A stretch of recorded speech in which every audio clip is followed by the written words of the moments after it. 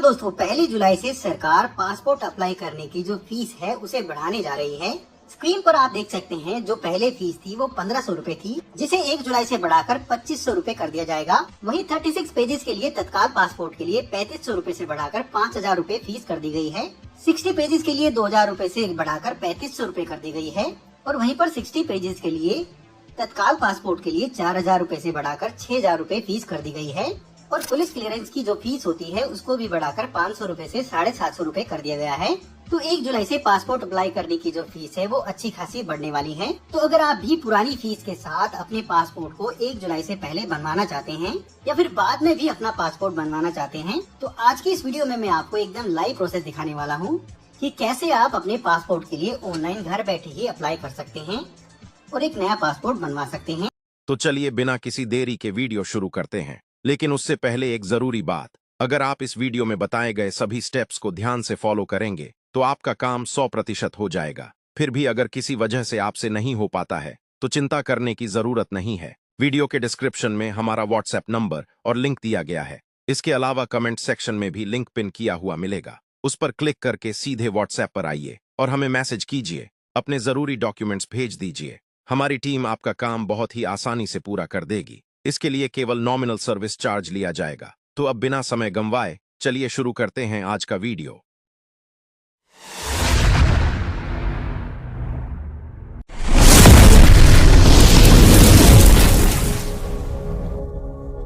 तो नया passport apply करने के लिए सबसे पहले आपको पासपोर्ट सेवा के इस पोर्टल को ओपन करना है। पोर्टल का डायरेक्ट लिंक आपको नीचे वीडियो के डिस्क्रिप्शन में मिल जाएगा, जहां से आप क्लिक करके डायरेक्ट पोर्टल को ओपन कर सकते हैं। तो सबसे पहले आपको पोर्टल पर अपना एक अकाउंट बनाना है। उसके लिए आपको यहाँ पर ऊपर राइट हैंड साइड में रजिस्टर ऑप्शन पर क्लिक करना है। क्लिक करते ही आपके सामने एक यूजर रजिस्ट्रेशन फॉर्म खुलकर आ जाएगा। ऊपर आपको 2 ऑप्शन दिखेंगे, CPV दिल्ली और पासपोर्ट ऑफिस। तो यहाँ पर आपको पासपोर्ट ऑफिस को चुनना है। नीचे पासपोर्ट ऑफिस में अपने सिटी को चुनना है, अपने कंप्लीट नाम को भरना है। उसके बाद नीचे अपनी ईमेल आईडी को भरना है। ये ईमेल आईडी एकदम आपको करेक्टली भरनी है। नीचे आप अगर अपनी ईमेल आईडी को अपनी लॉगिन आईडी बनाना चाहते हैं तो यहाँ पर सिंपली यस को चुनना है। और नीचे एक स्ट्रॉन्ग पासवर्ड को आपको यहाँ पर भरना है। और डिटेल्स भरने के बाद सिंपली आपको नीचे साइन अप ऑप्शन पर क्लिक करना है। और ईमेल OTP वेरिफिकेशन की सहायता से आपको यहाँ पर अकाउंट को क्रिएट कर लेना है। उसके बाद जैसे ही आप लॉगिन करेंगे तो कुछ इस तरह का इंटरफेस आपके सामने आ जाएगा। यहाँ पर आपको लेफ्ट हैंड साइड में सर्विसेज ऑप्शन पर जाना है और वहाँ पर पहले ऑप्शन फ्रेश पासपोर्ट / री इशू ऑफ पासपोर्ट ऑप्शन पर क्लिक करना है। उसके बाद क्लिक करते ही अगले पेज पर आपसे यहाँ पर पूछा जाएगा कि आपने पहले कभी पासपोर्ट के लिए अप्लाई किया है या नहीं। अगर नहीं किया है तो नीचे आपको स्किप फॉर नाउ पर क्लिक करना है। उसके बाद यहाँ पर पासपोर्ट ऑफिस में आप देखेंगे यहाँ पर आपका बाय डिफॉल्ट जो आपने रजिस्ट्रेशन के टाइम यहाँ पर सेलेक्ट किया था वो पासपोर्ट ऑफिस यहाँ पर आपका ऑटोमेटिकली सेलेक्टेड होगा। तो सिंपली नीचे आपको नेक्स्ट ऑप्शन पर क्लिक करना है। उसके बाद अगले पेज पर आपको अप्लाई फॉर में फ्रेश पासपोर्ट को चुनना है। नीचे टाइप ऑफ एप्लीकेंट, उसके बाद नीचे टाइप ऑफ एप्लीकेशन में आपको नॉर्मल पासपोर्ट अगर आप अप्लाई कर रहे हैं तो आपको नॉर्मल को चुनना है। और अगर आप तत्काल के लिए अप्लाई कर रहे हैं तो नीचे तत्काल को चुनना है। तो आज के केस में हम नॉर्मल पासपोर्ट के लिए अप्लाई कर रहे हैं, तो सिंपली आपको यहाँ पर नॉर्मल को चुनना है। उसके बाद नीचे type of passport booklet, passport आप 36 पेजेस का चाहते हैं या फिर 60 पेजेस का चाहते हैं तो अपने ऑप्शन को यहाँ पर चुन लेना है। आज के केस में हम 36 पेजेस के लिए अप्लाई कर रहे हैं। उसके बाद आपको सेव एंड नेक्स्ट ऑप्शन पर क्लिक करना है। उसके बाद अगले पेज पर आपको अपने कंप्लीट नाम को भरना है। उसके बाद नीचे अपने जेंडर को सेलेक्ट करना है। उसके बाद आपसे पूछा जाएगा कि आप किसी अलग नाम से भी जाने जाते हैं नहीं, तो अपने अकॉर्डिंग यहाँ पर आपको चुन लेना है। उसके बाद नीचे आपसे पूछा जाएगा कि क्या आपने कभी अपने नाम को चेंज किया है, तो यहाँ पर यस या नो ऑप्शन में से आपको चुन लेना है। उसके बाद अपनी डेट ऑफ बर्थ को आपको चुनना है। उसके बाद आपसे पूछा जाएगा कि क्या आपका जन्म स्थान इंडिया से बाहर है या नहीं, तो सिंपली यहाँ पर आपको नो को चुनना है। उसके बाद अपने प्लेस ऑफ बर्थ या फिर विलेज को भरना है। अपने स्टेट और डिस्ट्रिक्ट को यहाँ पर आपको चुनना है। उसके बाद अपने मैरिटल स्टेटस को चुनना है। सिटीजनशिप ऑफ इंडिया में बाय बर्थ को आपको चुनना है। उसके बाद नीचे अगर आपके पास पेन या फिर वोटर आईडी अवेलेबल है तो उसे आप यहाँ पर भर सकते हैं।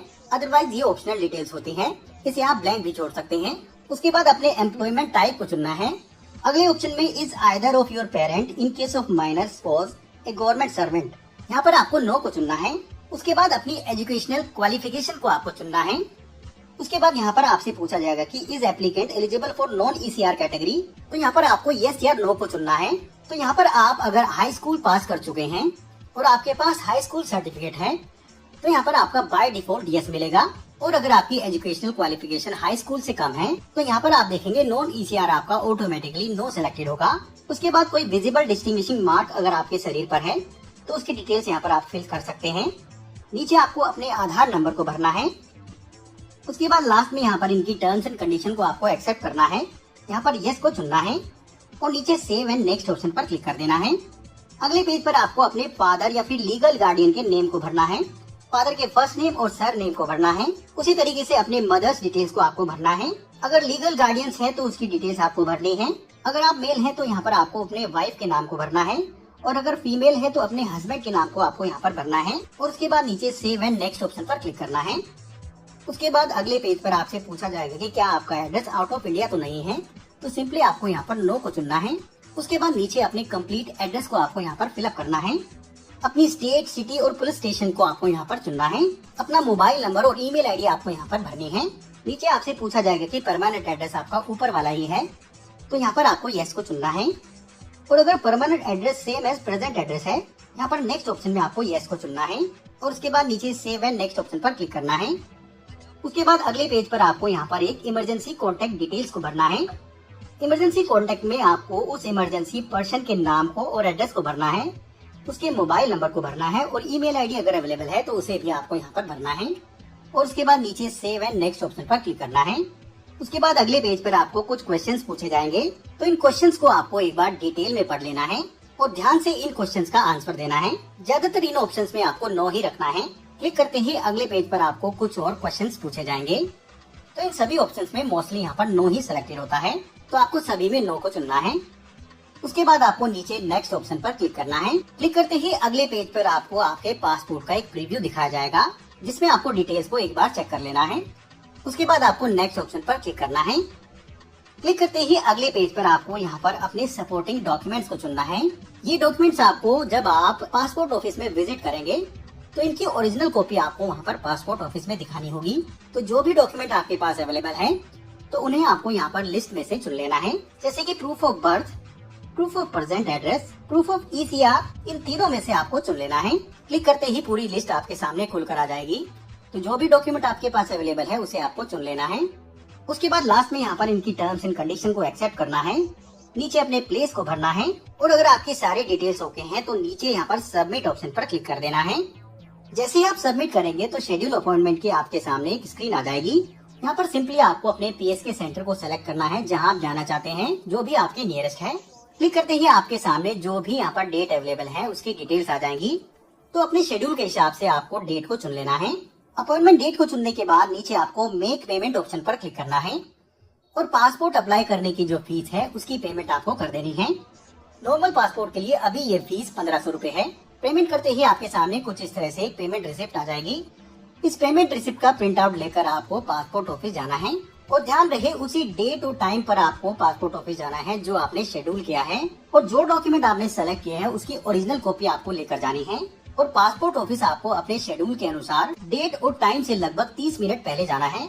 वहाँ पर आपके डॉक्यूमेंट और बायोमेट्रिक फोटोग्राफ और सिग्नेचर को कैप्चर किया जाएगा और आपके सभी डॉक्यूमेंट्स को वेरीफाई किया जाएगा और उसके बाद कुछ दिनों बाद आपके एड्रेस की पुलिस वेरिफिकेशन की जाएगी और वेरिफिकेशन कंप्लीट होने के कुछ ही दिनों बाद स्पीड पोस्ट के जरिए आपका पासपोर्ट आपके घर भेज दिया जाएगा। तो इस तरीके से आप 1 जुलाई से पहले या फिर बाद में भी, 1 जुलाई से पहले इसलिए क्योंकि बाद में 1 जुलाई के बाद पासपोर्ट अप्लाई करने के जो चार्जेस हैं वो बढ़ने वाले हैं। तो इस तरीके से आप ऑनलाइन 1 जुलाई से पहले या फिर बाद में भी अपने पासपोर्ट को आसानी से ऑनलाइन घर बैठे ही अप्लाई कर सकते हैं और एक नया पासपोर्ट बनवा सकते हैं। तो दोस्तों वीडियो अगर पसंद आई है तो प्लीज लाइक कर देना और अपने दोस्तों और फैमिली मेंबर्स को भेजना मत भूलना और ऐसी और भी वीडियोस के लिए सब्सक्राइब करना मत भूलना। अभी के लिए धन्यवाद। अगले वीडियो के साथ फिर से मिलेंगे। All the best.